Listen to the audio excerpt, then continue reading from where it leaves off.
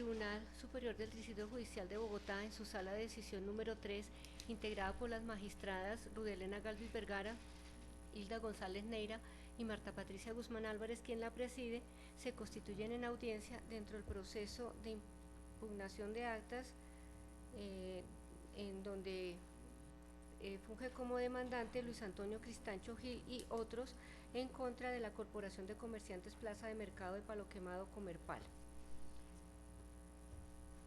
Para efectos del registro se concede el uso de la palabra a los comparecientes para que se identifiquen, comenzando por la parte demandante. Buenas tardes a todos los asistentes. Mi nombre es Lady Ángela Niño, identificada con cédula de ciudadanía número 53079909 de Bogotá, portadora de la tarjeta profesional número 153334 del Consejo Superior de la Judicatura, con dirección de notificación en la calle 19, número 310, oficina 2101 de esta ciudad. Gracias. Buenas tardes, su señoría, señoras magistradas. Mi nombre es Fernando Waltero Salinas, apoderado de la demandada. Tarjeta profesional 103.513 del Consejo Superior, cédula 19281206, correo electrónico fjglobal@hotmail.com, dirección de notificación calle 19, número 2504. Gracias. A continuación, y acorde con lo previsto por el artículo 327 del Código General del Proceso, se concede el uso de la palabra a la apoderada de la parte demandante recurrente para efectos de la sustentación de su recurso, recordándole que sus argumentaciones deben circunscribirse a lo expuesto o dentro de los límites de los reparos que fueron propuestos en primera instancia. Para tal efecto cuenta con el término de 20 minutos. De la misma manera, una vez culmine su intervención, intervendrá el apoderado de la parte demandada para discorrer el traslado por el mismo término. Gracias, señora magistrada. Los puntos principales sobre los cuales se sustenta el recurso de apelación interpuesto se centran en lo siguiente. El fallo proferido por el Juzgado 20 Civil del Circuito da prosperidad a la argumentación del demandado, en el sentido que presuntamente la demanda carece de pretensiones, situación que riñe con la realidad del escrito de la demanda, ya que, como se señala en el acápite denominado medida cautelar, se expresa la pretensión principal, tal cual es la suspensión de la decisión adoptada en Asamblea General de Copropietarios de Comerpal, es decir, que sí existe una pretensión precisa y única claramente presentada.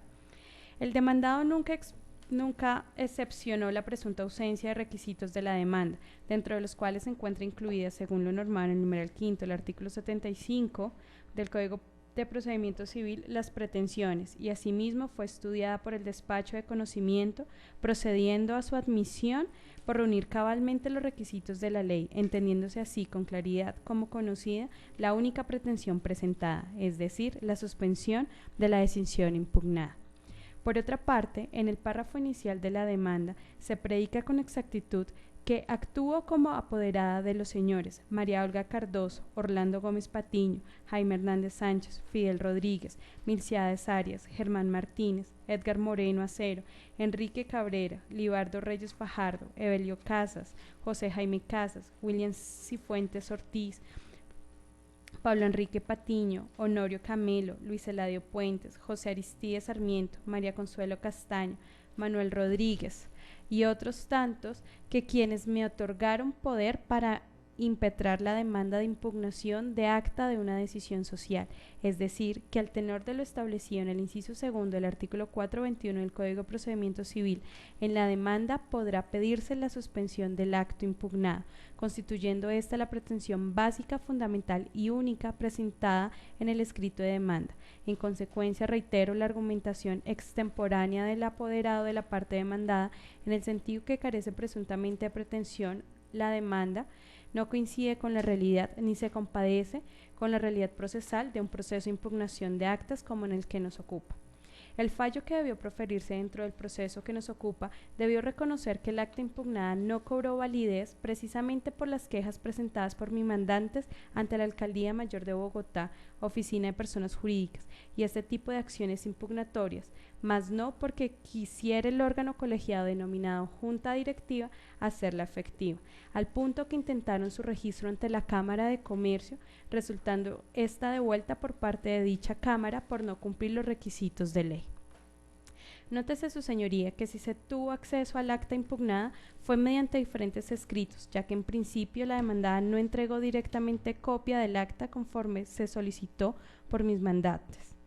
La demanda para el momento en que se presentó resultaba pertinente y procesalmente necesaria, especialmente teniendo en cuenta los plazos de los que trata el inciso primero del artículo 421 del Código de Procedimiento Civil. Puede ser que para la fecha en la que se profirió el fallo nos encontráramos ante un hecho superado, pero cuando se entendió como superado ya se encontraba trabada la litis y el acta de asamblea impugnada no se encontraba registrada ante la Cámara de Comercio por errores de forma en la decisión, mas no porque la decisión no pudiera ser retomada en otra reunión de asamblea que impulsara la aprobación atacada, según se señaló en los hechos de la demanda. La intención principal de la demanda era atacar una decisión contraria a la ley, y así lo reconoció la Cámara de Comercio, demostrándose así la ilegalidad de la misma. Luego, la pertinencia de la demanda se encuentra cabalmente probada. Ahora, que durante el curso del trámite del proceso se suspendiera la determinación, no garantizaba que se intentara un nuevo registro de la misma acta en el entendido que la ilegalidad de la misma, es decir, la decisión, solamente le compete a un juez de la República. A la fecha se encuentran pendientes por practicar las pruebas solicitadas por la parte que represento y sin embargo se profirió un fallo sin que el juez tuviese la certeza, mediante el agotamiento oportuno de las pruebas, de los hechos materias de discusión. El representante legal de la parte demandada manifestó su voluntad de conciliar y terminar conjuntamente el presente asunto. Reitero que por encontrarnos ante la impugnación de un acta que perdió su validez durante el curso del proceso por ausencia de registro ante la Cámara de Comercio, sin embargo el apoderado de la parte demandada se negó a conciliar extraprocesalmente y aún procesalmente, conminándonos a agotar un procedimiento que a todas luces se dio por la negligencia de la parte demandada de atender a los copropietarios de Comerpal, quienes venían solicitando la inaplicabilidad de una decisión social que pretendía validar solamente el voto por persona en franco desconocimiento de los estatutos de Comerpal. La condena en costas resulta excesiva, más aún cuando no se agotó el trámite de pruebas solicitadas por la parte demandada. Luego, el desgaste procesal no trascendió de una primera y una audiencia. Además, se desconoce que para el momento en que se presentó la demanda, esta resultaba necesaria y si continuó el proceso fue claramente por voluntad de la parte demandada que se negó a conciliar. El solo hecho que la Cámara de Comercio no haya permitido el registro del acta de asamblea impugnada por encontrar vicios en la convocatoria demuestra la ilegalidad de la determinación y que el camino adoptado mediante la figura de la impugnación de actas de socio era el pertinente, más aún cuando el procedimiento de la Cámara de Comercio se produce pasado los 2 meses que tenían mis mandantes para impugnar. De no haberse impetrado la presente demanda y si la Cámara de Comercio hubiera permitido el registro del acta atacada, los comuneros inconformes con la determinación se habrían quedado sin vía jurídicamente adecuada para atacar una determinación contraria a los estatutos de Comerpal y a derecho. Los estatutos de Comerpal establecen con claridad cómo se debe hacer la votación para las determinaciones que adopte la Asamblea y no es mediante voto por persona, y cualquier modificación a la forma de votar debe ir precedida de una reforma estatutaria que a la fecha no se ha dado. Luego, si se continúan tomando determinaciones por persona sin atender los aportes o cuotas de derecho que cada comunero tiene dentro de Comerpal, nos encontraremos ante determinaciones viciadas de legalidad, ya que se han adoptado en contravía de los parámetros estatutariamente establecidos, es decir, que argumentar una práctica común para justificar una determinación equívoca no la convierte ni en legal ni ajustada en derecho.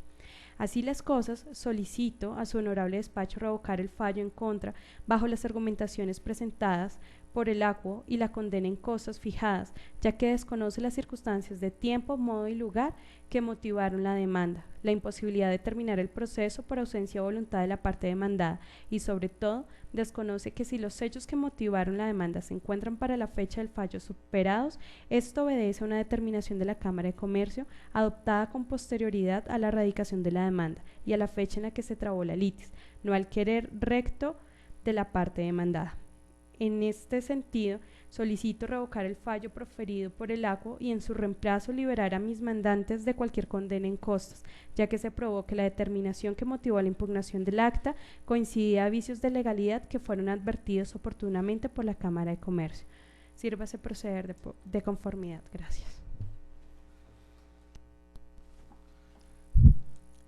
Su señoría, muy buenas tardes. Escuchando la sustentación del recurso por la colega, me parece algo salido de todo contexto. Va a empezar por lo que ella manifiesta, que se dejaron de practicar pruebas por parte del despacho. Dentro de las pruebas que ella manifiesta, que solicitó, que no solicita ninguna prueba. Como pueden verse en el plenario, no existe ninguna prueba solicitada. Dice las pruebas aportadas, documentales, copia auténtica de la reunión de Asamblea General de la Corporación de Comerciantes, certificado de existencia y representación de la Cámara de Comercio y copia de los escritura de Comerpal. Dentro del plenario no se ojea ninguna prueba que haya sido pedida. En segundo lugar, es claro que dentro del mismo libelo de la demanda manifiesta que los 39 copropietarios no tenían conocimiento del acta, que tuvieron conocimiento del acta 13 meses después, cuando es totalmente falso. En primer lugar, la reforma estatutaria se socializó con 4 meses de antelación a la misma celebración de la asamblea. Dentro de estos personajes que demandaron, estaban dentro de la comisión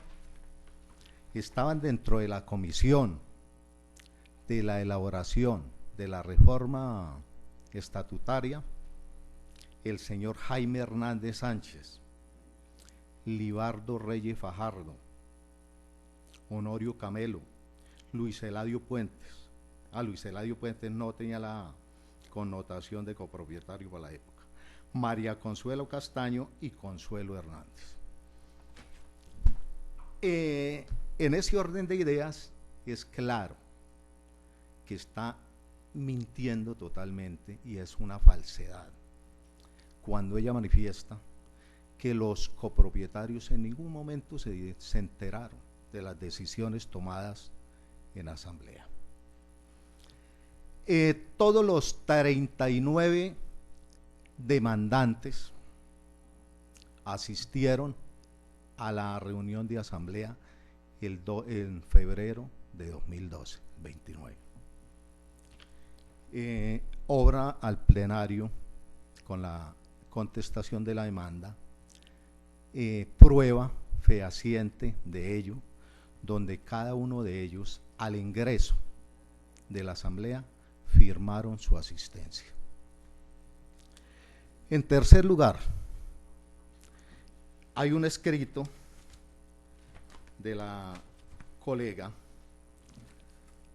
de fecha agosto 21 de 2013,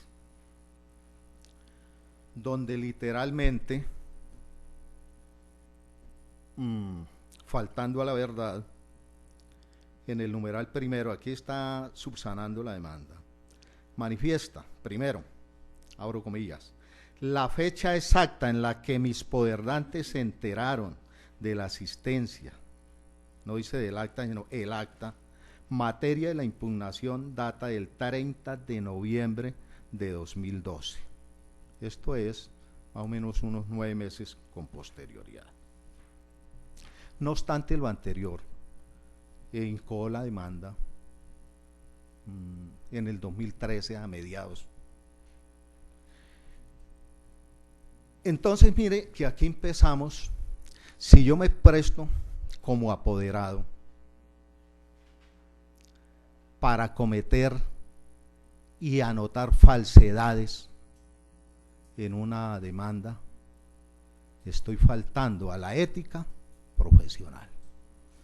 En tercer lugar, es clara la norma, el artículo 191 del Código Comercio, al manifestar quiénes pueden impugnar una decisión de asamblea. Decisión. Aquí, si ustedes miran el nivel de la demanda, se habla de demanda de la acta de asamblea. Lo que se demanda son las decisiones. ¿Qué ocurre? Pueden demandarlo el representante legal, los administradores, los afiliados que no asistieron, los disidentes, etcétera. Mas no, le está totalmente vedado a quienes asistieron a esa reunión presentar demandas contra las decisiones tomadas, porque ellos en primer término se enteraron de esas decisiones. En cuarto lugar, preciso es anotar que desde ningún punto de vista esta decisión, que fue aprobada por mayorías absolutas, nació a la vía jurídica. ¿Por qué? Si su señoría observa plenario del acta que manifiesta la colega, que llegó del acta de asamblea, se puede verificar que está firmada únicamente por el secretario del Consejo de Administración. La norma es clara, los estatutos, que manifiesta que las actas deben ser firmadas por el presidente y el secretario. Si lleva una sola firma, no tiene ninguna validez. Ahora, volviendo al tema, dentro de los estatutos que se manifiesta, el acta pasa, se nombra dentro de la asamblea una comisión de actas. Es después de que termine la asamblea, tienen 5 días la comisión para verificarla y darla a conocer. Si es de que se tiene que publicar o inscribir en Cámara de Comercio, tiene 15 días. Ese es el plazo estatutario que existe. Si no se hace dentro de ese tiempo, se da por hecho que ya está fuera de término, que no se va a inscribir o no se ha inscrito. ¿Qué ocurrió? Aquí la doctora manifiesta que por el hecho de que no tenía el acta, que no podía iniciar la acción. Eso es totalmente falso. Si miramos el Código Comercio, el requisito del acta, si usted lo manifiesta, que no es sine qua non para que le rechacen la demanda, mas sí es requisito esencial la procedibilidad. No quería tocar el tema porque para mí, desde que yo vi la demanda, yo vi que esto no tenía ningún fundamento, porque es que mirando los hechos, uno se da cuenta, ahí me disculpan la expresión, dicho vulgar, en la maleta se conoce el pasajero. Yo expreso mucho y me voy a conocer con lo que yo escribo. Esa es una circunstancia. Ahora, al no nacer a la vida jurídica, estas decisiones nunca se aplicó, ni se va a aplicar, porque es claro que el artículo 51 de los estatutos prevé que para las votaciones, siendo una entidad sin ánimo de lucro, que no debería ser así, que para las votaciones de los órganos de dirección,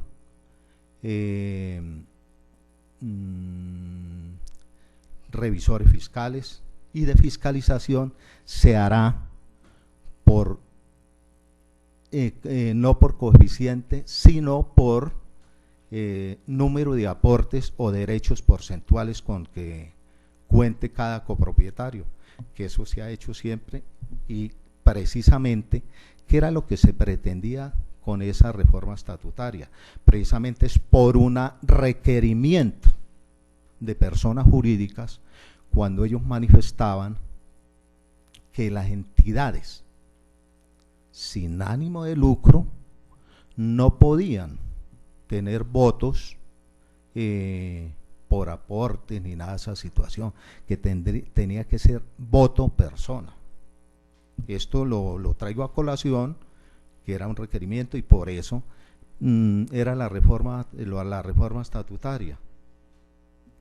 Ahora, en la intencionalidad de la reforma estatutaria no era votar y que ir cada que se hiciera una asamblea, estar registrándose o registrando ante Cámara de Comercio cada puntico que se votara. No era la intencionalidad, ni fue en ningún momento. La intencionalidad era hacer varias reuniones y cuando estuviera todo el bloque, porque era el 100% de los estatutos que se iban a cambiar, cuando estuviera todo los articulado ya con la reforma, se iba a registrar en Cámara de Comercio. Antes carecía de fundamento. Ahora, si nosotros miramos en detalle el tema de la demanda de las decisiones de asamblea, ¿cuál es el fundamento? El fundamento es precisamente los que no estuvieron en la asamblea puedan hacerlo. Y hay unos términos perentorios que si yo pienso demandar, lo hago durante los 60 días posteriores a la asamblea. Si son sujetos a registro en Cámara de Comercio, 2 meses posteriores. No, eso no es como requisito, pero esto lo haría un tercero que no tuviera interés o que le fuera a perjudicar esa decisión, más es inoponible para los terceros, para los quienes son afiliados, no tienen ninguna novedad al respecto y pueden hacerlo directamente dentro de los 2 meses, no necesitan esperar que se inscriba o que no se inscriba, porque no es oponible a los afiliados y no oponible a los terceros. Entonces no le veo razón de ser cuando presentan una demanda de esta magnitud con, mejor dicho, es que sin tener en consideración el desgaste judicial que esto está conllevando. El hecho de una audiencia de estos, eso le cuesta al Estado. Una audiencia en el juzgado del circuito, eso le cuesta al juzgado, ¿sí? Cuando no hay mérito, cuando se es consciente de que no hay mérito para que una cuestión de esta salga a la luz o que vaya a obtener un rédito, sea satisfactorio, un fallo, pero realmente que comulgue con las pretensiones de las personas. Yo no puedo trasladarle, aquí la doctora dice que es un perjuicio que le está causando a sus poderdantes.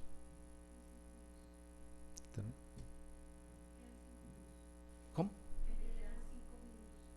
Bueno, a los poderdantes.